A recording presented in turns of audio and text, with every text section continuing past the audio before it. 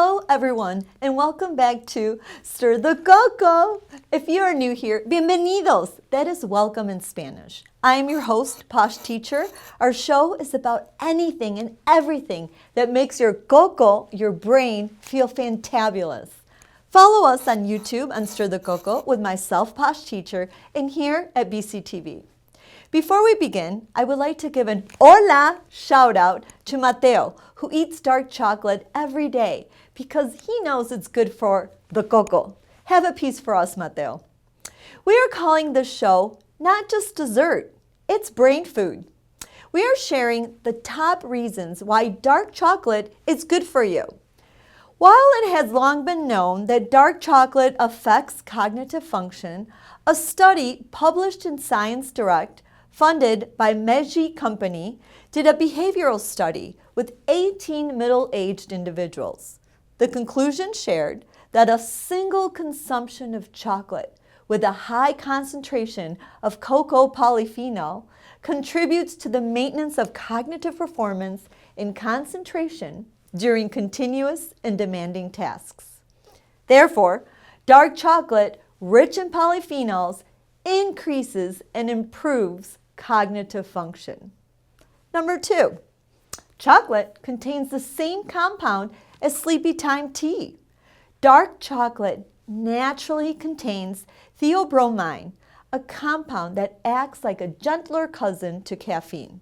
It can stimulate alertness, but in smaller doses, it may help with relaxation too. Chocolate also boosts serotonin, linked to mood and sleep regulation. That's why a small piece after dinner can feel so soothing. Number 3, chocolate mimics the feeling of being in love. Research shows that dark chocolate stimulates the brain to release dopamine, serotonin, and PEA, the love chemical, also released when you fall in love. Chocolate equals edible romance. Number 4, your gut bacteria love chocolate too. Studies show that good bacteria in your gut ferment dark chocolate flavonoids, producing anti-inflammatory compounds. You're not just feeding yourself, you're feeding your microbiome. And drum roll, please. Dark chocolate may help you age smarter.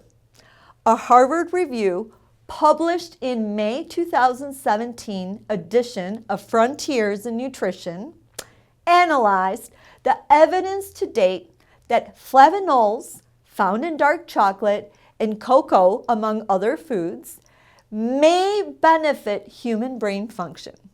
Flavonols are a form of flavonoids, plant-based substances that have anti-inflammatory and antioxidant effects. Long-term consumption may be helpful. One 2014 study found that among adults ages 50 to 69, those taking a cocoa supplement with high flavonol content for 3 months had better performance on tests of memory than those assigned to take a low flavonol cocoa supplement. Several studies demonstrated evidence of improved brain blood flow, oxygen levels, or nerve function as measured by imaging tests or tests of electrical activity in the brain after the consumption of cocoa drinks.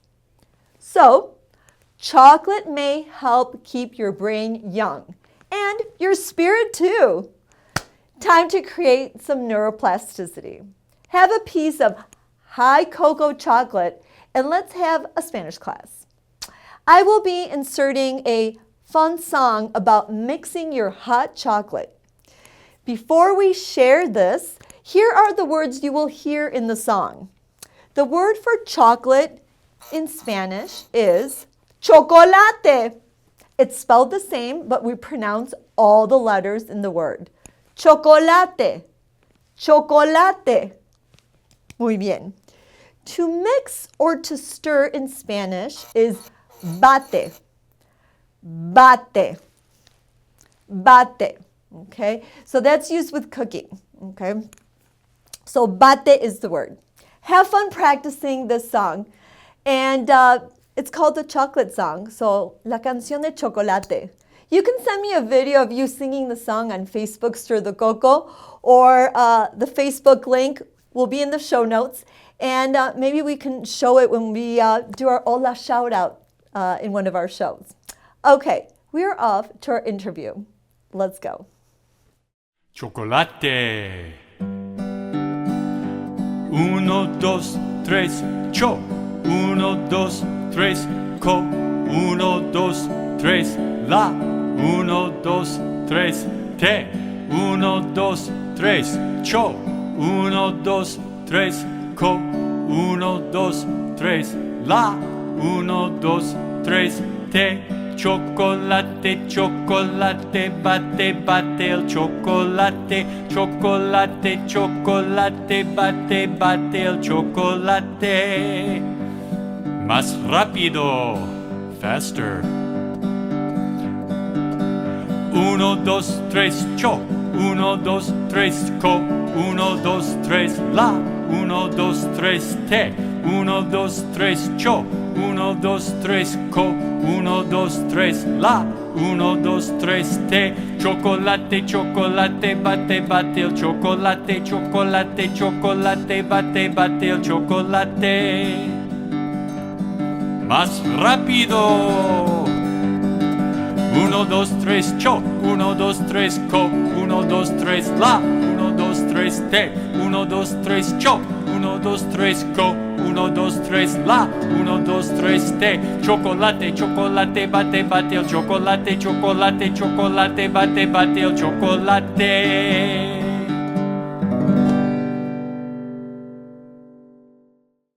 Hello, everyone, and welcome back to Stir the Coco. I'm honored to have our guest today. We have Doug Cacao, and he's the owner of Birmingham Chocolate. Thank you for being on the show, Doug. Great to see you, Carla. And I am so excited. We have a lot to talk about today, but first of all, share with us your journey and what led you to become a chocolate business owner. Well, I retired early from the corporate world and was just doing stuff, doing different kinds of things, and was having lunch one day with a couple of other guys that had dropped out of the corporate world, and they had become owners of chocolate factory franchises in the area, one in Ann Arbor, one in Rochester Hills and Northville, and just it kind of appealed to me, just the creativity and the independence, not having to answer to anybody else, have your own Nice. little operation. So I kind of just fell into it, not for any particular reason, just because I felt like this could be an opportunity to learn something. The way I go is that if I don't want to do something I've already done, I want to do something I don't know anything about. That's so good for your brain. Stir the cocoa. Yes, we love to hear these kind of stories. Yeah, so that's the way I operate, and Great. that's why I really got into it. It wasn't planned or anything. I've always loved chocolate. Are your talents as an, am I correct, aeronautic engineer? Aero and astro, aeronautics and astronautics. Yeah, okay. That's how I got started. That's how you got started. In the chocolate business. I was going to say, is there a connection somehow? I feel like everything I've ever done just contributes to everything I am doing and will do. So I try to always use, even if it sounds totally irrelevant. Yes.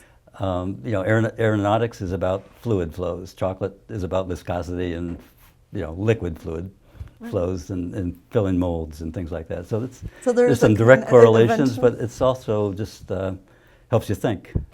Helps the cocoa work better. I love this. So you're gonna stir our cocoa because first of all, I want you to tell us how it all starts, like the whole process. We see chocolate, but really, what is the root of it? And you brought something here to show us. So tell us what this is. Pick this up? Yes, I'll pick this up. So that's a mariachi. ¿Es una maraca? Actually, that's a cacao pod, CACAO pod.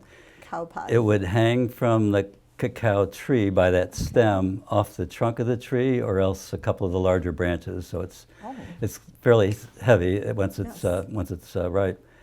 And the cacao tree grows to be about 15 to 20, 25 feet high. So it's they would harvest these with like an extension blade and just cut it.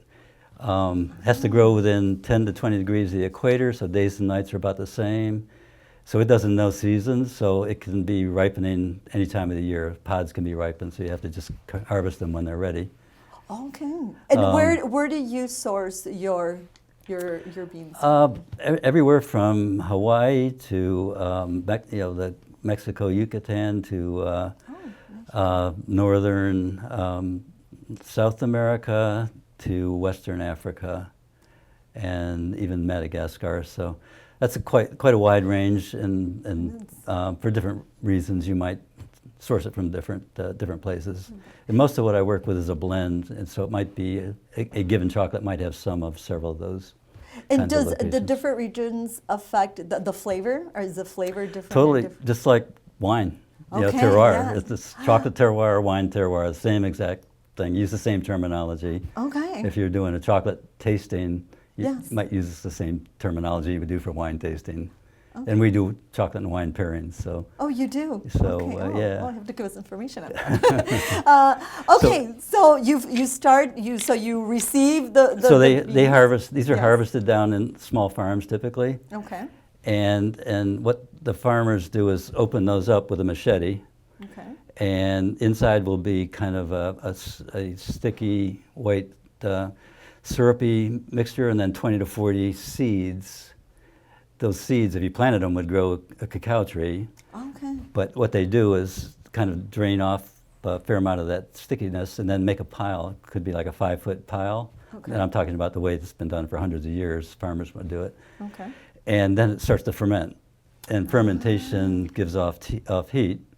So the pile becomes like 130 degrees inside if you were to stick your hand inside. Oh, fascinating. And then what that does is kill the seeds. So the seeds now become what I would call a cocoa bean. Okay. Because it's never going to become it's never going to be useful as a seed. And that cocoa bean is a bean with a shell, and inside the shell is the nibs. And you've heard of cocoa nibs. Yes, actually, I've put that's some what on the my nibs yogurt. are. So yeah. the nibs is what is the Oh. pure, hard, the pure solid chocolate. Is that the healthiest? Like That's 100%. It's right? 100%. So Yeah, it's very bitter. It's got very, very bitter. It's very bitter. too bitter to even appeal to animals, any animal. So it's Oh. it's not like there's anything that likes to eat it.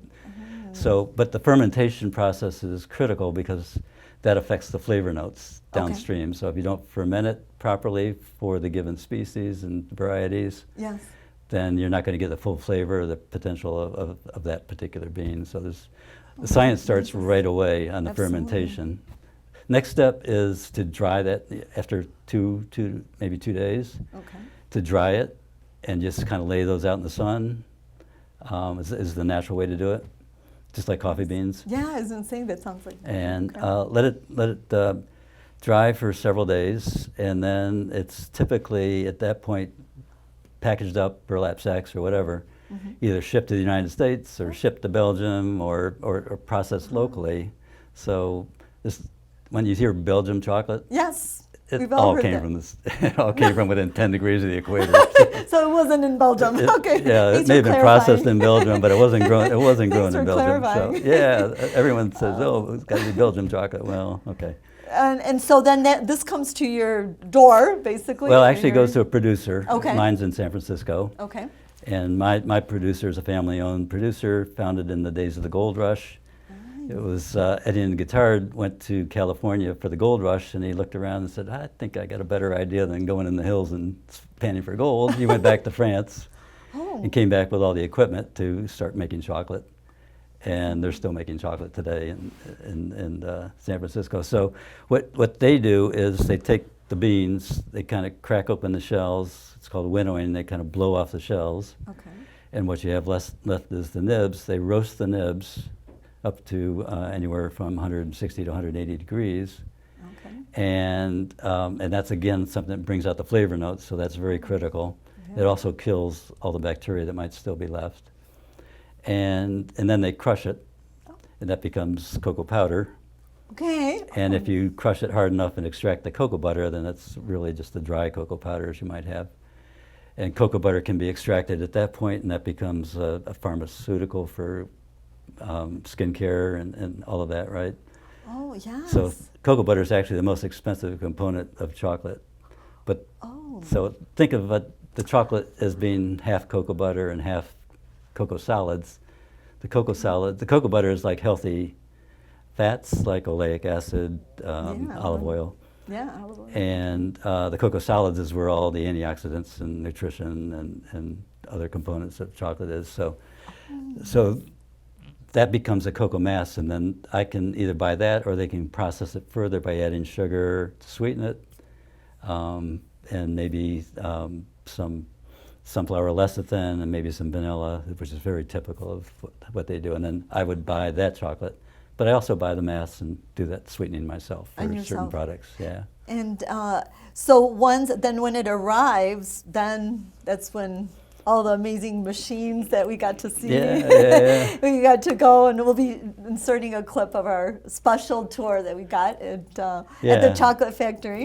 Imagine going back to your childhood and your parents saying, "You like this? You can have more. It won't hurt you." Tell us how this machine is used and how it's important as part of your business. Yeah, this is one of our oldest machines. Got it in 2008, and we've used it for making truffles and treats, and have done it for all those years. It's a great piece of equipment, kind of a lab style piece of equipment. We do a lot of product development and research, but also small batch work as well. And how many machines do you have?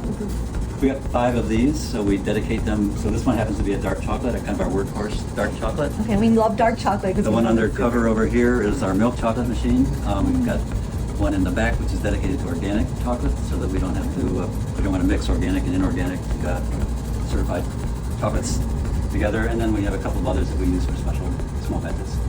And about how many chocolates do you produce that go through here? Hundreds. And are there certain times of the year or occasions that brings in a lot of business? Well, chocolate's a cold weather product, so all the chocolate holidays, starting with Thanksgiving, Christmas, Valentine's, Easter, Mother's Day, are all cold weather months, right? Right, so absolutely, yeah. So that's really the chocolate time of year. You want it to melt in your hand, right? Yeah, which is one reason I'm not doing retail anymore, because it's so seasonal. And now we're trying to de-seasonalize what we do and hopefully have sales through either the internet or to grocery stores, more balanced throughout the year. So, but nevertheless, this is the slowest time of year. Chocolate in the summer is still something. It's more of an ice cream time. Melts in your hand. Dark chocolate increases blood flow to the brain.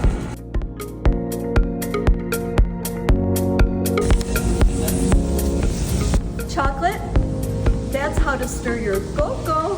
Okay. So you have machines, you have the molds too. Tell us how these are integrated into the process. So Look at this one. this beautiful silver mold here is probably 100 years old. It's kind of the way they originally started molding chocolate. So the chocolate would be, the mold comes apart with these clips. It's beautiful, actually. No, it may not come. There we go. So these are works of art in themselves. So you would basically put them together, seal them together, and then pour the chocolate into the bottom. If you want it to be a hollow, you let it set for a little while and then pour out some of it. Oh, okay. And if you want it to be solid, you wait till the whole thing solidifies. So that's the basic operation of a mold. Perfect. And then you have these also. So these are a little different, right? So they're modern one's versions super of it. cute. So this is my favorite rabbit. Oh gosh, this is super really, cute you rabbit. kind of see the cute little face on Love it. it, love the ears. But we too. kind of do the same thing, except it's 2 at a time, Oh, or it's 4 not at as a time. fancy. So fill each side, put it together, let it solidify. These we wouldn't empty typically, so it'd be solid. And most everything we do, whether it's a chocolate bar, this would be an example of a chocolate bar, is made in a mold. Okay. It's just a flat mold with cavities for bars. and even bonbons are made in a mold. So, Oh, so you actually brought so some you're supposed bonbons. you're supposed to open this. Oh, This is for I'm you. supposed to open. Oh, This should is I your do it now? surprise. Oh. Yeah, sure. Or we can do it later if you want. So this is a good example of. Do you want me to show your bonbons? Yeah. So it's, So tell us about the bonbons. Oh my gosh, love a surprise. So the bonbons we make are made in molds like this with different shapes, Okay. and And what are the when you add do you add different flavors so to each your each bonbons? one of these is a different flavor. Oh my gosh, they're a work of art. Oh my gosh, look at this. Ah, they're beautiful. Yeah, What am I looking at here, Doug? What are delicious bonbons. perfect? That's what you want to hear. So It smells So amazing. yeah, the website actually you can match up the colors, but you know, life is like a box of chocolates, so you absolutely don't is. necessarily Oh. need to know what each one is. So, but and do your customers? this, for example, Tell me. This is a Black Russian, Okay. and this is a blueberry cream. Oh. This is a lemon cream, Wow. fig and port, and I think this is the white. This is the White Russian, I think. So These are. Do you? I mean, this is like works of art. Do you have people that? we make all. Yeah, Do we decorate all all that. No, So- this is like so- art. So the way that is done is you decorate the mold, and then you pour the chocolate into the mold, and it melts. So the decoration is cocoa butter, which is a component of chocolate. So super, So very healthy. You it just becomes told part us. of the chocolate. So the image that you create on the mold, the surface of the mold, transfers to the surface of the chocolate.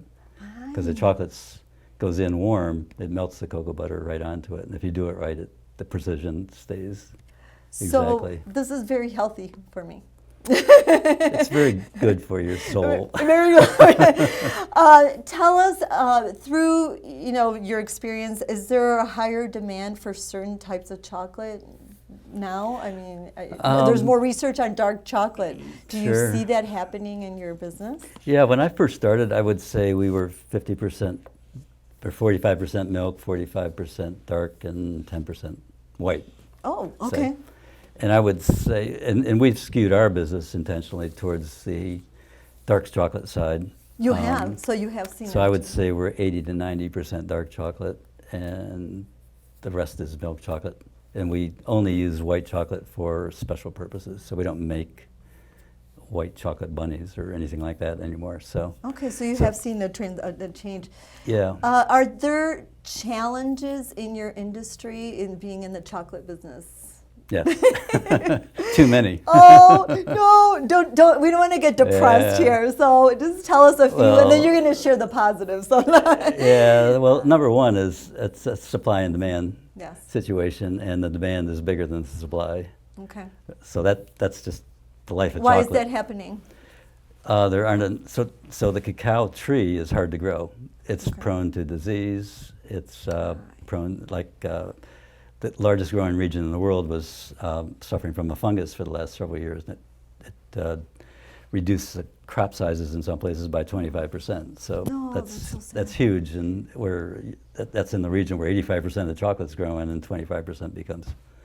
So there's that kind of thing. It's just very price sensitive. So prices in the last 2 years have gone up anywhere from the price that I would pay for chocolate has gone up anywhere from 100 to 300% in 2 years. Oh my gosh. And it's because of climate change. So the growing regions are getting too hot, and they aren't producing as much as they used to. Disease, political instability. 85% of the chocolate comes from Western Africa, not the most politically stable part of the world. Oh my goodness. And then most recently, tariffs are just piling on to all of those price drivers. So it's tough, which is one reason we focus on dark chocolate and the high-end bonbons, because Yes. at least people are willing to pay for the creativity and the health extra effort benefits. and the healthy. So it's Absolutely. what's coming in at the bottom is substitutes for chocolate.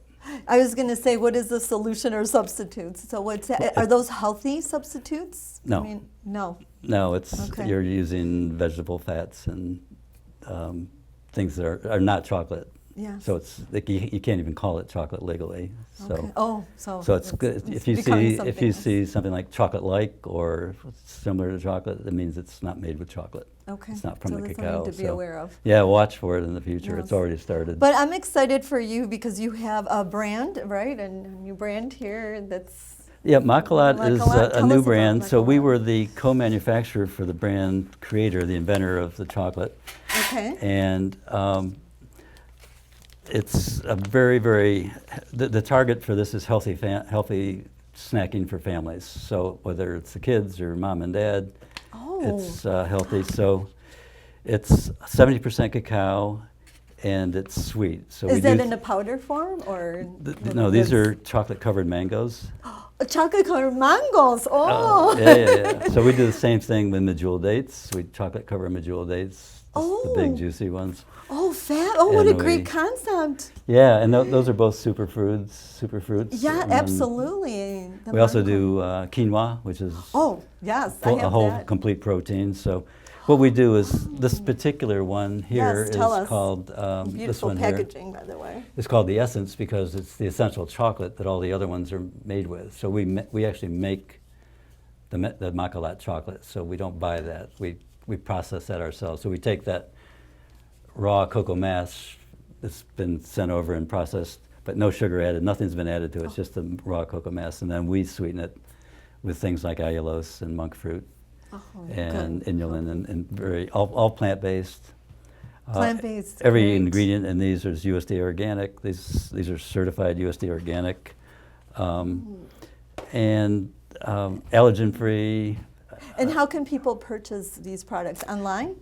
Online on our website, we're Website. just now putting up a Amazon storefront, Okay. and good. hopefully we'll get them into some of the local groceries pretty quickly. We literally just we're just finishing the packaging as we speak. We're creating cases for the bars. Beautiful. And, This didn't exist a lovely month concept. ago, so this is brand new. Oh, this is right. Let me hold it. Yeah, and these were like 2 months ago, so it's been a. No, this is so exciting, and yeah, we'll link all your information in the show notes. But Cool. and before we get to my surprise for you, Doug, I think this is great, especially for Spanish language teachers. You might want to talk to your students about this. Tell us, Doug, do you remember the name in Spanish? You pronounce it. So he doesn't remember. You have a better accent than I do. Okay, El Molinero. Molinero. So this is tell us how, yes. So chocolate originated in the kind of from northern Latin America, South America, and Mexico. Was one strain, and another strain deep in the Amazon. So it really came to life in the region of the Olmecs, the Aztecs, the Mayans, culturally. So what they would do would be take the cocoa beans from the pods, dry them, and roast them. Same process. Yeah. And then grind it down to a powder, and then they would add hot water, maybe some peppers, maybe some corn mash or cornmeal, and then they would just Look how cool that looks. just froth That's a it good up. workout. Yeah, just froth it up, and so it was for centuries, many centuries, thousands of years. Wow. It was a drink. So chocolate was a drink until it got to Europe. So Montezuma, the great Aztec king. You suppose by tale, drank 50 cups of this drink every day. Chocolate. He had so many girlfriends. Oh, yeah, well, we just... You thought it was an aphrodisiac. Chocolate, yes, chocolate is. So our Casanova... Want a date? Make some chocolate. Yeah. Casanova preferred this to champagne. Oh, well... Supposedly. So, that's what they say. You know what? Talk about wasn't there. chocolate. It's magical. Chocolate is magical. Well, Doug, before you go, I have a manzana here, speaking of Spanish words, and we are going to ask you a question. So I have a little question for you, Doug, and then we're going to teach you a Spanish word that goes with it. So here we go. Are you ready? I don't know. Okay. I think you'll come up with some good things. If you could pair chocolate with any food or drink, what would it be? Cabernet. Oh, well, that was quick. Means you've Dark probably chocolate. done it before. Every night. Okay. That's the secret to So living a long the life. rule is kind of lighter the drink, so like a Chablis to a Cabernet, Malbec Cabernet, Yes. the darker the Darker. chocolate. So you might start with a Oh. dessert drink would be a white chocolate, Okay. and then up through, say, Chardonnays, milk chocolate, and then darker and darker chocolate, heavier. You know, the best is 100% chocolate and single malt Scotch. Oh, then Scott, I mean, the hard liquor. I don't know anything about this, but No, you answered it very well, Doug. So I don't know, and it was a surprise question. But actually, so people might be like, "Why not? Let's do this." So your little question in Spanish is "Por qué no?" Try that. ¿Por qué no? ¿por qué no? There you go. So, ¿por qué no? Have some Why wine not? and chocolate. So, muy bien, Doug. Well, gracias. Thank you. This was fascinating. And now we really understand what chocolate is, and we know it's good for us. And with a little wine, as we learned. And for the cocoa. And for the cocoa. Cacao for the cocoa. I love that. We need a little sign that says that. Doug, thank you for coming on the show. You're welcome. And thank you Pleasure for to be here. my gift. Appreciate it. Enjoy. Gracias. Okay. Adios.